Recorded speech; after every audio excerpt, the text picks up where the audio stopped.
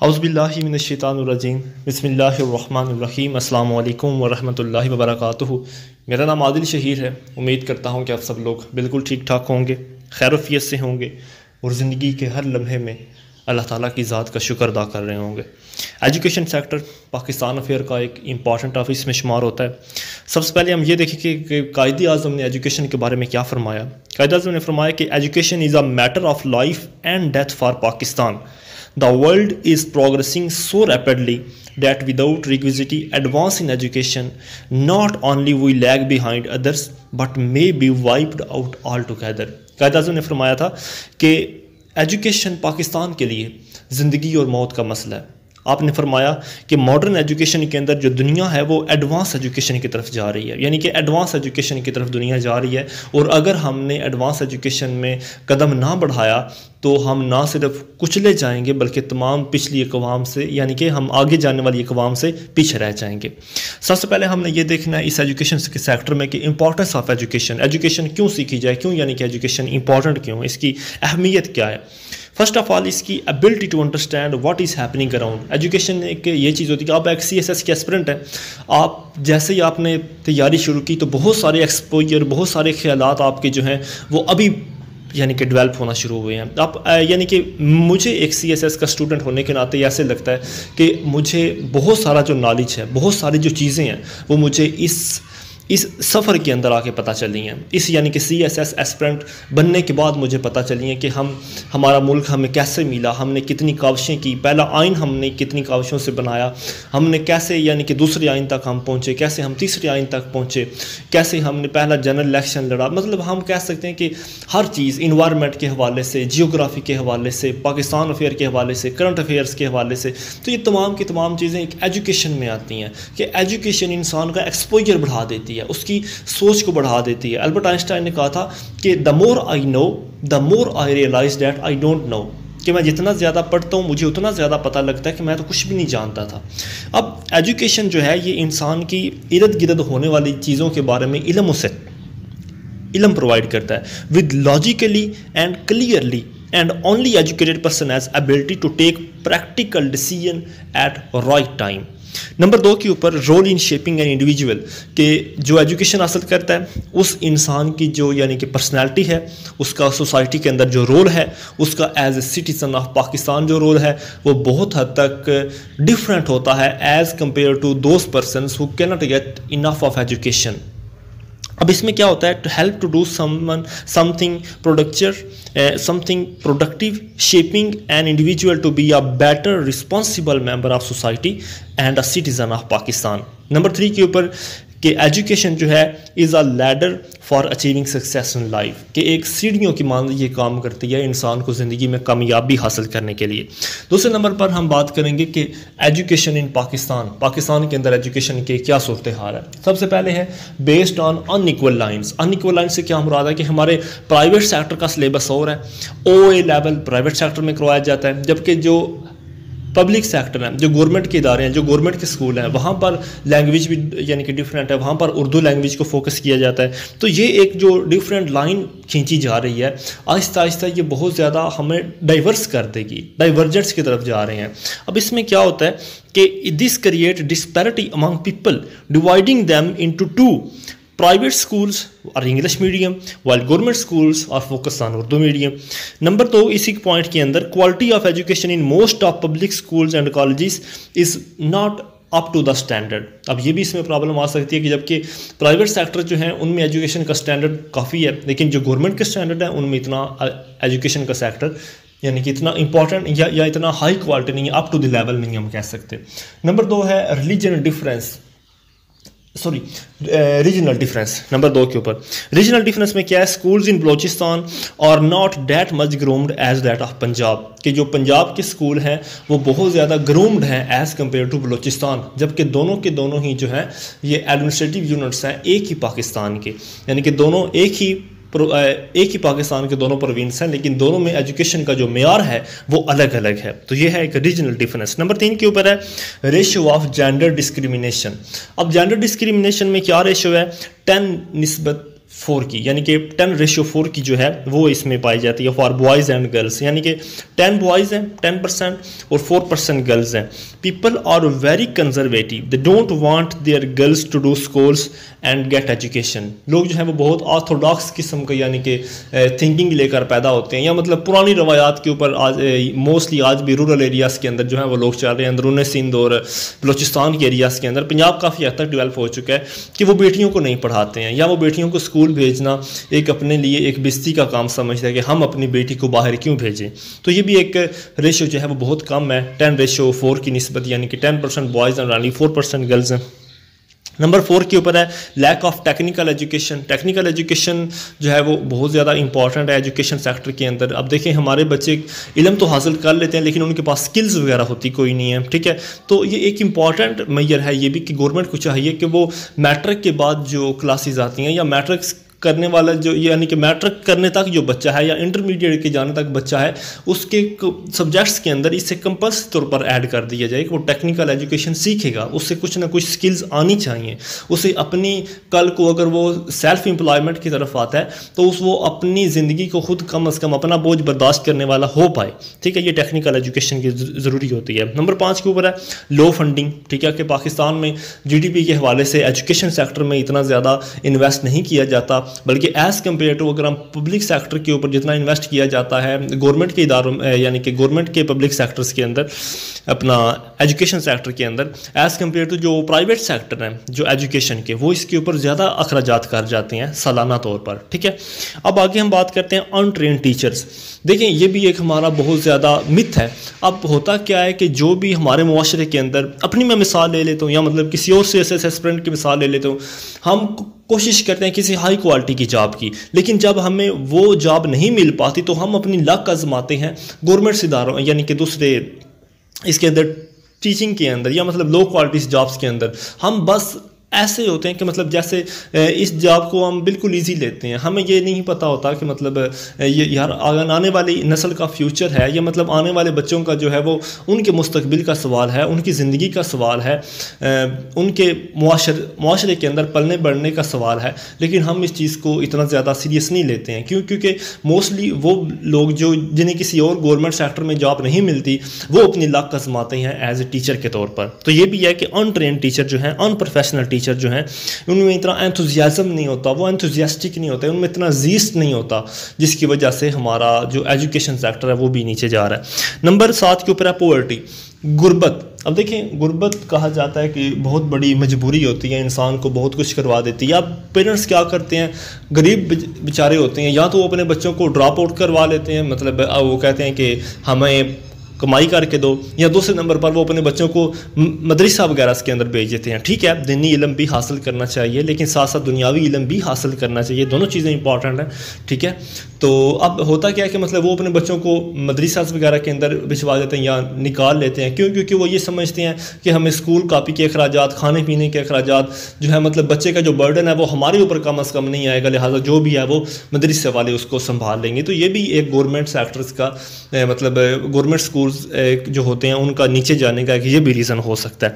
Number 8 के ऊपर है unregistered Madrasa education and extremism. Unregistered Madrasa education and extremism.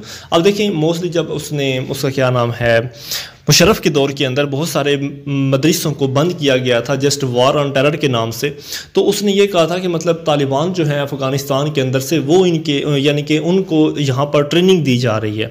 शायद कोई इसमें कुछ हक़ाइक़ थे भी या नहीं थे, मुझे इस बात का इतना अभी इल्म नहीं है। तो लेकिन हुआ क्या कि मतलब एजुकेशन जो हमारे मदरसा हैं वो उस टाइम ज़्यादा पले बढ़े जब 1980 के अंदर ज़ियाउल हक़ ने ये इरादा किया कि वो सोवियत यूनियन इन्वेजन करेगा, यानी कि सोवियत यूनियन को तोड़ेगा। तो उसका साथ देने के लिए तालिबान अफ़गानिस्तान से और इसके साथ हम कह सकते हैं सऊदी अरेबिया ने भी उसकी यानी कि मदद की, क्योंकि सऊदी अरेबिया और ज़ियाउल हक़ के काफ़ी अच्छे रिलेशन थे, क्योंकि वो दोनों तालीमी यानी कि इस्लामाइजेशन की पॉलिसी जो है उसकी वजह से। उसके बाद अमेरिका भी चाहता था कि वो किसी न किसी तरह सोवियत यूनियन के अंदर इन्वॉल्व हो के उसको तोड़ दे। तो इन तमाम चीज़ों ने मिलकर पाकिस्तान को सपोर्ट किया कि इसके मदरसा जो हैं, इस्लामिक एजुकेशन जो है उस चीज़ को प्रमोट किया जाए। तो उस औकात के अंदर, उन वक्तों के अंदर 1980 से 1988 में काफ़ी हद तक जो मदरसा हैं उनको फंडिंग भी दी गई और वो काफ़ी पले बड़े भी, और उन्हीं अदवार के अंदर भी जो एक्सट्रीमिज़म का रोल है वो भी काफ़ी हद तक पला पड़ा था। ठीक है, यानी कि अनकंट्रोल मदरसा जो हैं वो उस वक्त शुरू हुए थे। In Pakistan dates back to 1980s when US and Saudi Arabia poured $4 billion for setting up religious schools and madrasas in Pakistan. Since then, these become religious extremism in Pakistan and threat for Pakistan's security conditions. अब बात करते हैं हम इसके solutions की, education sector के solution की, problems के सॉल्यूशन की। सबसे पहला है increased equitable access. Increase equitable access में हमने क्या करना है कि established of more formal as well as non formal schools, कि हमें बिल्कुल एक फॉर्मल किस्म के स्कूल्स बनाने होंगे बनिस्बत नॉन फार्मल स्कूल्स के at level, but particularly at primary level. Mix of new schools along with expansion of existing schools. हमें इसमें क्या कि जो पुराने स्कूल बन चुके हैं उनका लेवल जो है वो एक फॉर्मल लेवल के ऊपर लाना होगा, और जो नए स्कूल आ रहे हैं उनको भी एक फॉर्मल लेवल के ऊपर लाकर उनका जो एक्सपोजर लेवल है, उनका जो मतलब इक्विटेबल असेसिस, उनको हर चीज़ की एक असेसिस होनी चाहिए, उनके पास फंडिंग अच्छी होनी चाहिए, टीचर अच्छे होने चाहिए, इंफ्रास्ट्रक्चर उनका इंप्रूव होना चाहिए, फर्नीचर उनके पास बेहतर होना चाहिए, और बच्चों को मोटिवेट करने के लिए यानी कि टीचर्स भी अच्छे होने चाहिए। तो ये तमाम की तमाम चीज़ें जो है इन स्कूलों के अंदर, इंफ्रास्ट्रक्चर के अंदर इंप्रूव की जाएँ, इंक्रीज़ की जाएँ।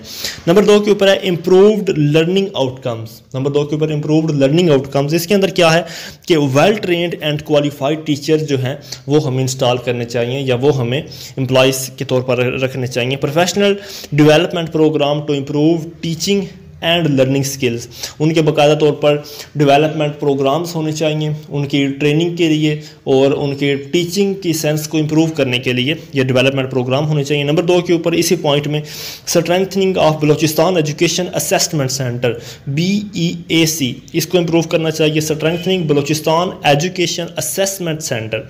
इसके साथ improve capacities of teacher, teachers की कैपेसिटीज़ को इम्प्रूव करना चाहिए।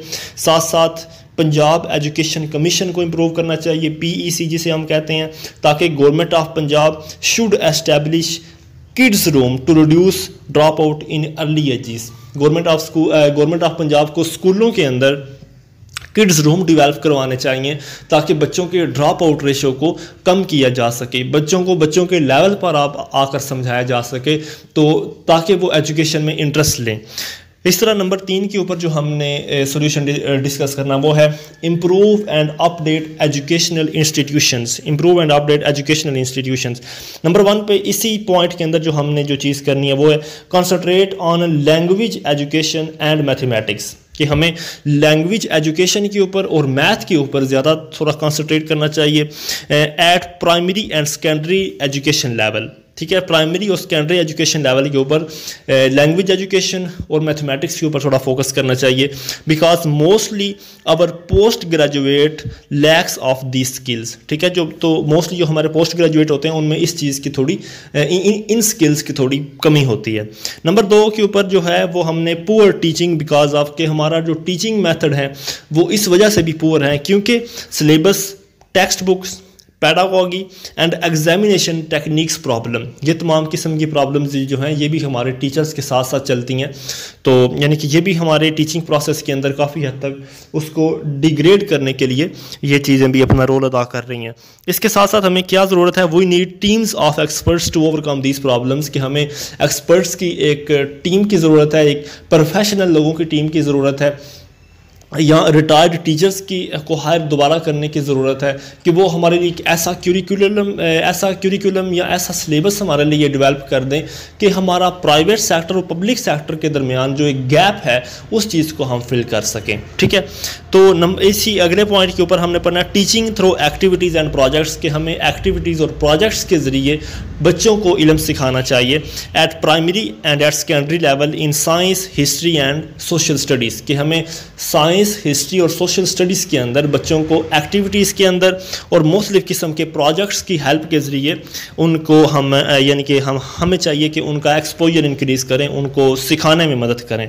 इस तरह आगे हमें कंप्यूटर एजुकेशन जो है वो एलिमेंट्री स्टेज के ऊपर यानी कि इनिशियल स्टेज के ऊपर ही कंप्यूटर एजुकेशन को लागू कर देना चाहिए, क्योंकि आने वाला दौर जो है वो आईटी का है, इंफॉर्मेशन टेक्नोलॉजी। आज दुनिया की अगर हम बात करें तो इकॉनमी जो है वो 40% आईटी की जेब में है। तो हमें बच्चों को एलिमेंट्री लेवल के ऊपर ही यानी कि इस चीज़ की तरगीब दिलानी चाहिए या उनके करिकुलम में इस चीज़ को, कंप्यूटर की एजुकेशन को ऐड करना चाहिए, ताकि उनको आने वाली या आर्टिफिशियल जो इंटेलिजेंस है उसका इल्म हो सके, उसका पता हो सके। इसके बाद हमें क्या करना चाहिए, proper instructions in foreign languages, कि हमें फॉरेन लैंग्वेजेस को या मतलब उनको कन्वर्ट करके अपनी ज़ुबानों के अंदर उनको यानी कि इस चीज़ का मटेरियल देना चाहिए या फॉरेन लैंग्वेज के अंदर ही बच्चों को अंडरस्टैंड करवाना चाहिए, specially Arabic to understand Arab words. ठीक है, कि हमें फॉरेन लैंग्वेज की हेल्प में अगर हम अरबिक की हेल्प लें तो इससे एक तो हमारे इस्लामिक थॉट्स क्लियर हो जाएंगे, प्राइवेट और पब्लिक सेक्टर के दरमियान जो डिफरेंस है वो उस चीज़ को इम्प्रूव किया जा सकेगा, and also for better understanding of Islam and greater unity of Muslim उम्मा। ठीक है, तो एक यानी कि मुसलमान उम्मत के लिए एक यूनाइटी का भी एक सबब बन सकता है। बच्चों के इस्लामिक हवाले से जो कंसेप्ट हैं वो भी इम्प्रूव हो सकते हैं एजुकेशन सेक्टर में अगर हम फॉरेन लैंग्वेज को इम्प्रूव कर दें, तो उसकी इंस्ट्रक्शंस को हम प्रॉपर तौर से लागू करें। तो इसके बाद हम वर्किंग ऑन सोशल स्किल, बच्चों को आईक्यू के साथ साथ ईक्यू की भी यानी कि देनी चाहिए तरगीब की, इमोशनल क्वेश्चन भी उनके पास होना चाहिए और इंटेलिजेंस क्वेश्चन भी उनके पास होना चाहिए। बच्चे यानी कि जो उनको अगर मुस्तकबिल के अंदर कोई जहनी तौर पर किसी किस्म की परेशानी हायल होती है तो वो कम अज़ कम इस काबिल हों कि वो अपनी जहनीत के मुताबिक या इस हद तक वो सोच सकें कि वो अपने ईक्यू को इस्तेमाल करते हुए उस प्रॉब्लम के ऊपर ओवरकम कर सकें। सोशली उनको एक्सट्रोवर्ट होना चाहिए, ना कि उनको इंट्रोवर्ट होना चाहिए। उनको लोगों के साथ बात करना, communication skills, selling skills, teaching skills, presentation skills, ये तमाम की तमाम चीज़ें उनको लिए इम्प्रूव करवानी चाहिए हमें, ताकि हमें ग्लोबलाइजेशन के ऊपर हम एक अच्छी नेशन बन के यानी कि उभर सकें। इसके बाद हमें वोकेशनल ट्रेनिंग फॉर वुमेन, औरतों के लिए वोकेशनल ट्रेनिंग इंस्टीट्यूट बनाना चाहिए जिसमें नर्सिंग हो जाए, उसके बाद सिलाई कढ़ाई का काम हो जाए, या इस तरह मतलब मुख्तलिफ़ किस्म की जो चीज़ें हैं वो औरतों के लिए भी हमें वोकेशनल ट्रेनिंग इंस्टीट्यूशन या टेक्निकल स्किल्स उनको भी सिखानी चाहिए। उसके बाद हमें डॉक्यूमेंट्रीज़ और एक्टिविटीज़ की हेल्प लेकर बच्चों को सिखाना चाहिए। It should be interesting and informative, उनको साथ साथ यानी कि डॉक्यूमेंट्रीज़ और एक्टिविटीज़ को इंटरेस्टिंग भी होना चाहिए और इंफॉर्मेटिव भी होना चाहिए। With institutions as museum, internet clubs and libraries वगैरह, हम इनकी हेल्प लेकर बच्चों को डॉक्यूमेंट्रीज़ और एक्टिविटीज़ में इन्वॉल्व कर सकते हैं। उसके बाद हमें डेवलपमेंट ऑफ अनकन्वेंशनल डिसिप्लिन्स, हमें ऐसी डेवलपमेंट करनी चाहिए जिसमें अनकन्वेंशनल डिसिप्लिन हो, जैसे as fashion, art, music, literature वगैरह, इन चीज़ों को इम्प्रूव करना चाहिए ताकि बच्चे तालीम के साथ साथ एक्स्ट्रा करिकुलम एक्टिविटीज़ के अंदर भी वो जो है इंटरेस्ट ले सकें, ताकि वो एजुकेशन में बोरियत महसूस न करें, क्योंकि जो इंसान प्रैक्टिकली तौर पर चीज़ें ज़्यादा सीखता है एज़ कम्पेयर टू थ्योरेटिकली, तो हमें इन चीज़ों को भी इंक्लूड करना चाहिए। ये तमाम चीज़ें, there is a lot of talent in the country of Pakistan regarding these fields. कौन सी field? Literature, art, fashion, music, ये तमाम चीज़ें। उसके बाद हमें इन जो मैंने ऊपर वाले सारे पॉइंट्स बना दिए, अब इनको मॉनिटर करना, monitor and standardize above all programs, इन तमाम चीज़ों को अकाउंटेबल करने के लिए, इनको मॉनिटर करने के लिए भी एक बेंच होना चाहिए। इनके लिए भी यानी कि कुछ वेरियस बॉडीज़ होनी चाहिए जो ये फोकस करें कि क्या ये सारी की सारी एक्टिविटीज़ हो रही हैं उस पब्लिक सेक्टर्स के अंदर, उन डिफरेंस को इम्प्रूव करने के लिए। ठीक है, और सबसे आखिर में कि हमें यूनिफॉर्म सिस्टम ऑफ एजुकेशन चाहिए। यूनिफॉर्म सिस्टम ऑफ एजुकेशन में क्या चीज़ कि introduce one medium of instruction, के कोशिश करके सिर्फ एक मीडियम रखना चाहिए, या उर्दू या English. English assumed as important to international environment of competition today, कि अगर हम आज की दुनिया में अगर सर्वाइव या कम्पीट करना चाहते हैं तो उसके लिए हमें इंग्लिश की हेल्प लेनी ही पड़ेगी, और इंग्लिश के बगैर यानी कि हम कह सकते हैं कि हमारा एजुकेशन सेक्टर है जो है वो पूरा नहीं हो पाएगा। तो हम इंग्लिश की हेल्प ले सकते हैं। इंग्लिश में वन मीडियम मीडियम यानी कि हम डिसाइड कर दें। इस तरह number 2 uniform system of education में अरबिक एज सेकंड लैंग्वेज, कि हम अरबी को एक सेकंड लैंग्वेज के तौर पर रख सकते हैं। हमारे सिविल सर्विसेज को जो एग्ज़ाम होते हैं इनमें अरबिक एजुकेशन को फोकस किया जा सके। इसके साथ साथ अगर कोई आर्मी में एंट्रेंस लेना चाहता है तो उसको भी जो है अरबिक एजुकेशन जो है वो सेकंड लैंग्वेज के तौर पर उसे समझनी पड़ेगी। All in all at all stages we have to implement the Arabic language. Arabic for judiciary for better understanding of Islamic law, यानी कि हम जुडिशरी के लिए भी अरबिक जो है वो चूज़ कर सकते हैं ताकि जूरिस्प्रूडेंस जो है यानी कि इस्लामिक लॉज के मुताबिक जो है वो कवानीन रूल एंड लॉ जो है वो बनाया जा सके। उम्मीद है आपको एजुकेशन सेक्टर की समझ आई होगी। अगर कोई आपकी क्यूरी है तो आप प्लीज़ कमेंट्स के अंदर पूछ सकते हैं। Thank you so much. हमारे चैनल को सब्सक्राइब कीजिए। अगर आपको हमारी कावत अच्छी लगती है तो प्लीज़ अपने दोस्तों के साथ भी इस वीडियो को शेयर कीजिए।